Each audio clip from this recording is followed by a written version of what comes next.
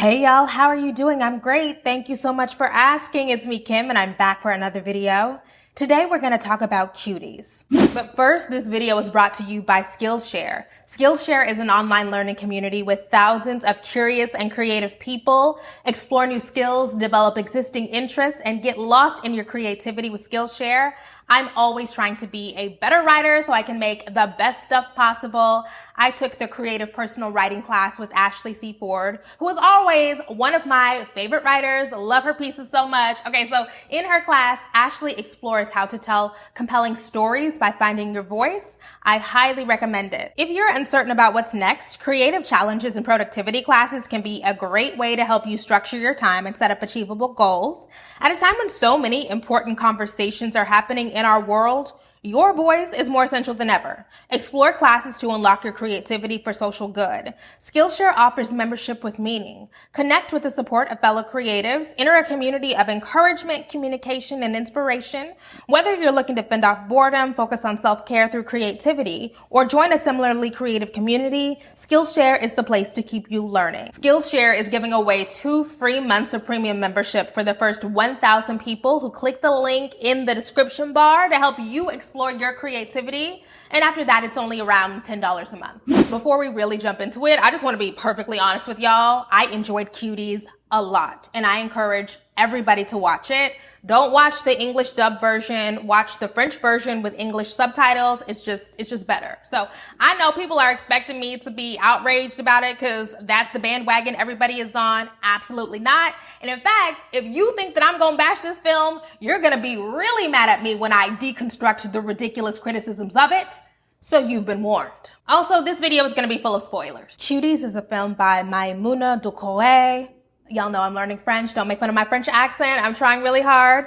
But she's a French Senegalese woman. She's 35 years old. The screenplay for this film actually won a big prize at Sundance, and that's what enabled her to make it. So she directed it and she wrote it. This is a girl's coming of age story in a society where the primary form of power that most of us have access to is via our beauty and our bodies. And all of that is amplified by social media. So the story centers on 11-year-old Aminata, Ami for short. And Ami is French, Senegalese, and Muslim, like the director.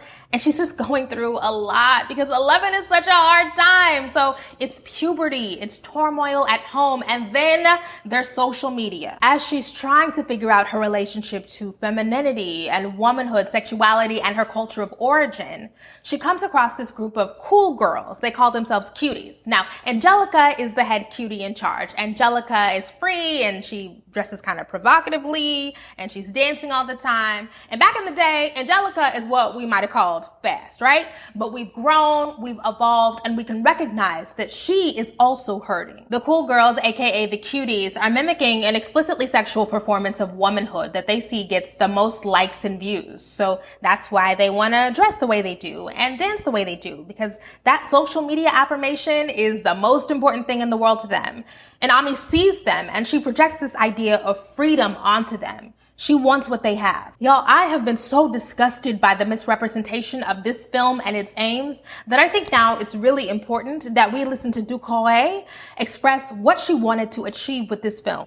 I had the idea of Cuties when one day during a neighborhood gathering in Paris, a group of very young dancers came on the stage and they were dancing like what we are used to seeing in a video clip. And I was surprised because of their age. They were only 11 years old. So I decided to spend the next year and a half doing research. I met with hundreds of preteens who told me their story. I needed to know how they felt about their own femininity in today's society and how they dealt with their self-image at a time when social media is so important. And as a child, that question of how to become a woman was my obsession. I saw so many injustices around me that women were experiencing, and I kept all of that anger inside me. I was powerless when I was a child. Today, I can use my voice, my art, to share my vision of femininity, my fight for women's freedom in society, and in our minds as well. Now here's what she wrote in an op-ed for the Washington Post defending the film. We as adults have not given children the tools to grow up healthy in our society.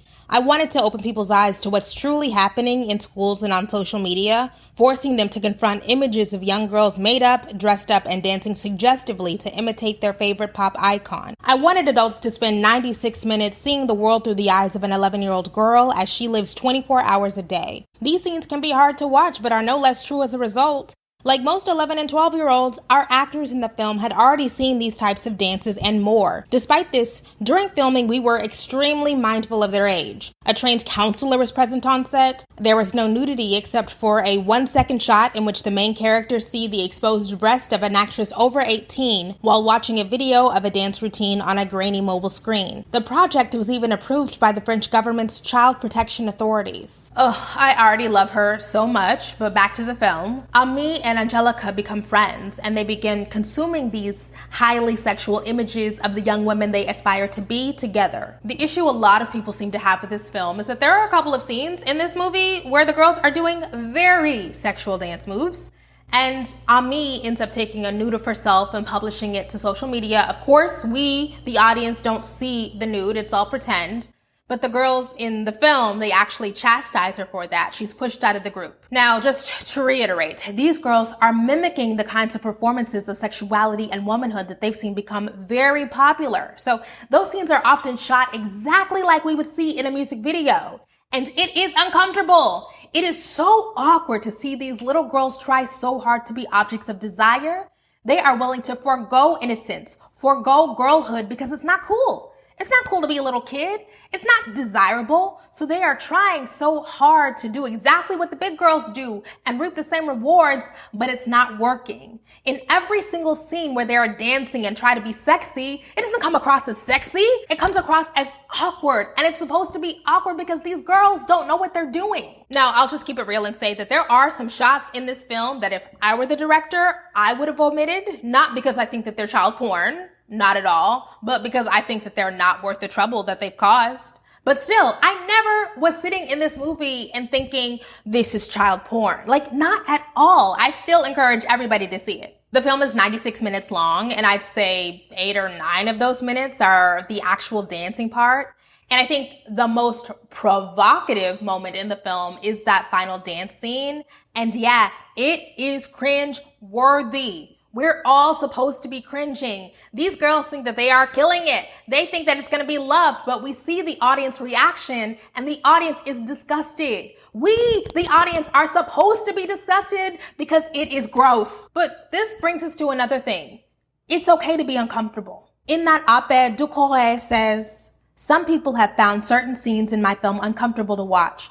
But if one really listens to 11-year-old girls, their lives are uncomfortable." People just have a hard time with, this makes me uncomfortable. And they want to go straight to, this should not exist, which I find to be so myopic and arrogant, especially when we're talking about a film like this. Are y'all so disconnected from the experience of girlhood that none of this is familiar? Because I'll say there are a couple of times when I was watching this movie and I said, oh, okay, I feel seen. I did that. Like Ami tying up her shirt and dancing in her room.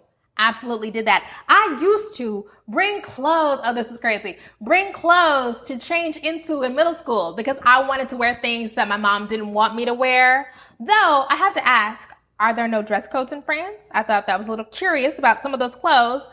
But I've also definitely lied to boys about my age when I was young, the way that those girls did in the movie. It's all so familiar. Also, there's the added layer of the immigrant narrative that is not my story, but I loved to see it. I thought it was so beautifully done. We get all of this messaging about desirability, and it comes at us in so many different ways. There's a scene in this film that reminds me so much of the end of Grease.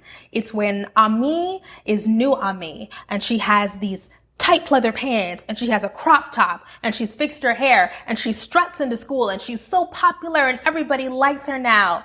It reminded me so much of the end of Grease when Sandy, who has spent most of the movie being good girl Sandy in her poodle skirt, all she had to do was put on some lipstick, wear some skin tight clothes, put on the heels to get everything that she wanted. And then that's the end of the movie. It's a happy ending. These are children who are trying to figure out the boundaries by testing them.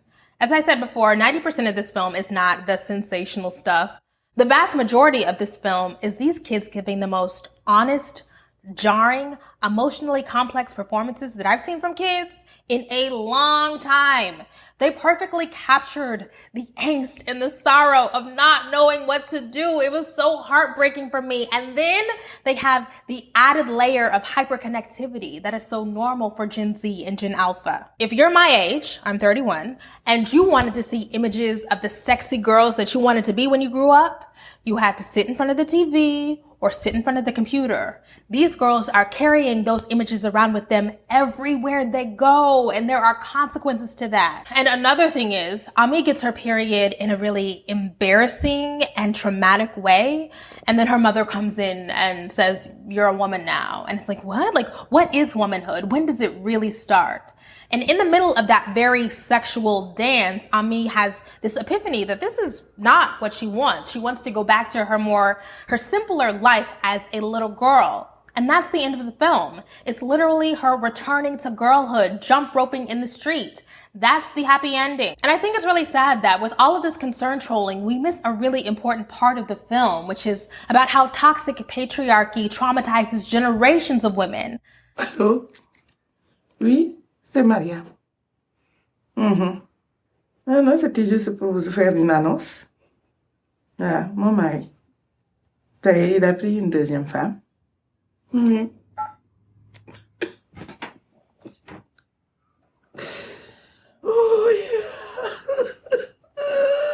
Not just Ami's mother, but herself and her great aunt.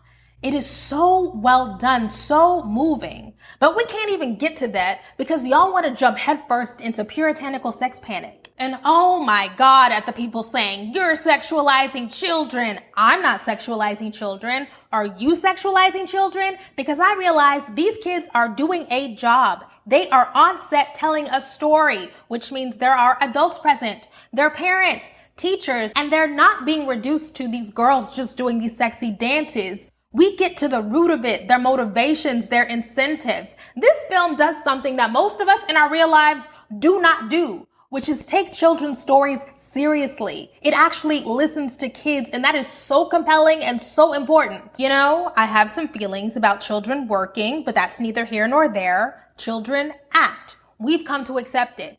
And I have seen children actors do all kinds of things. Pretend like they're on drugs, pretend like they're hooking up, pretend like they're harming themselves, being abusive, being abused, being violent. What makes this so different?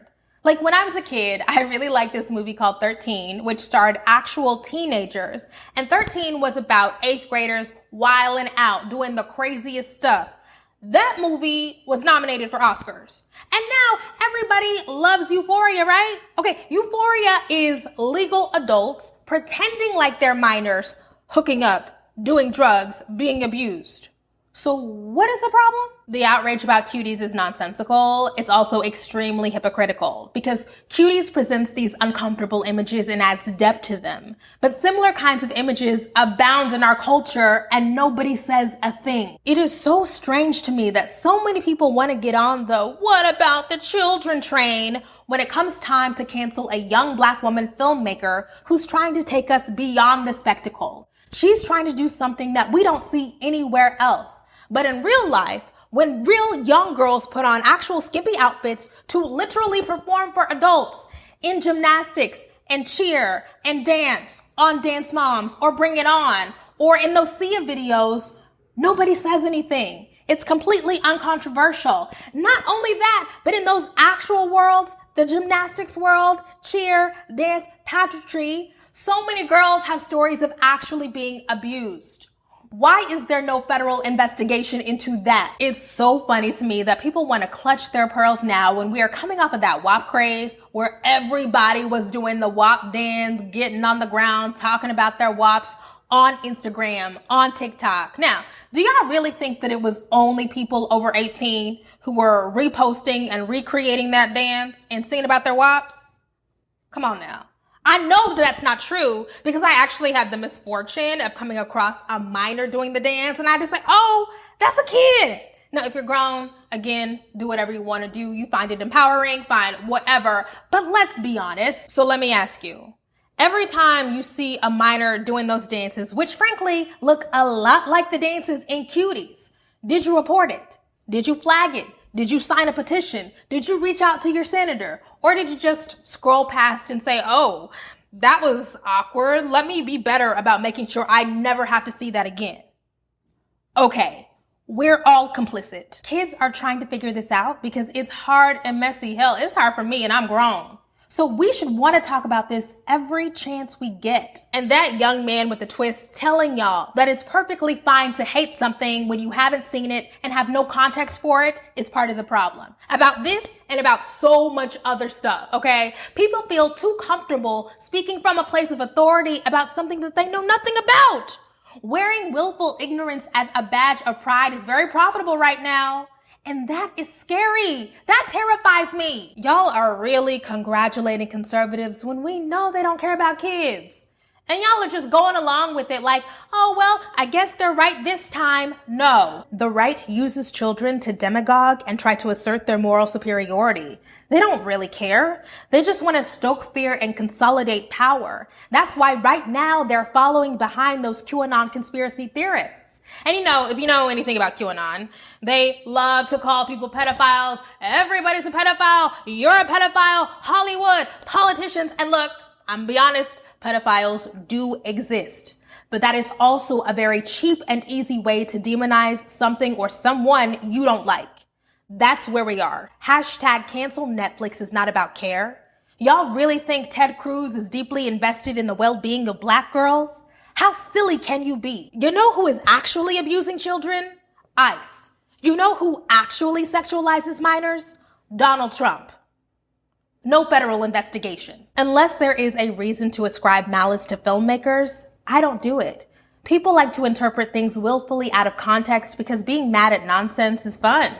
It's easy. Of course context matters. Despite the fact that social media has turned us all into instant critics, I've been so dismayed to see so few people be able to dig beneath the surface. Is it a lack of arts education that makes y'all unable to go deeper? I mean, y'all are looking at things and giving opinions, but people can't interpret them. They can't wrestle. They can't interrogate. It's just snap judgments. Like, what is going on? Your inability or unwillingness to dig deeper is not the artist's fault. And trying to lay that at their feet is completely wrong. And truly, what this all comes down to is people don't really want to fix the problem. We don't really want to invest ourselves in creating safe spaces for girls to work through their feelings about their bodies and their burgeoning sexualities.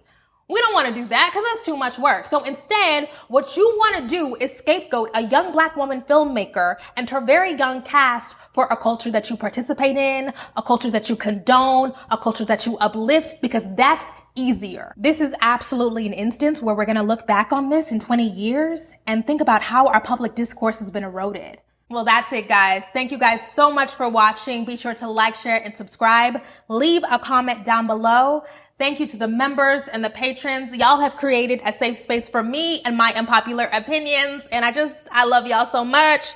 Hit me up on Instagram or Twitter. Sign up for the email newsletter. Buy some merch. And please continue to stay safe in this pandemic. We can do it. We're all in this together. I'll talk to you next time. Bye.